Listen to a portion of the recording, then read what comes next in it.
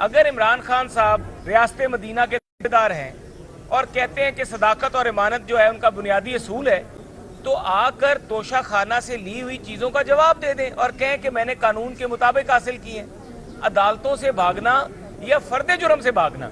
یہ بنیادی جو مسئلہ ہے اس وقت پورے ملک و قوم کا، وہ کوئی الیکشن نہیں ہے،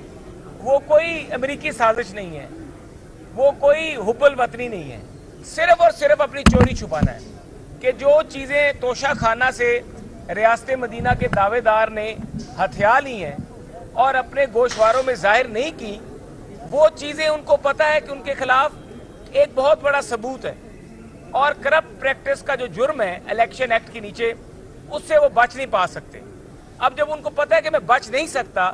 تو وہ کوئی نہ کوئی ایسا عذر کھڑا کرنا چاہتے ہیں۔ کبھی عدالت پہ حملہ آور ہوتے ہیں،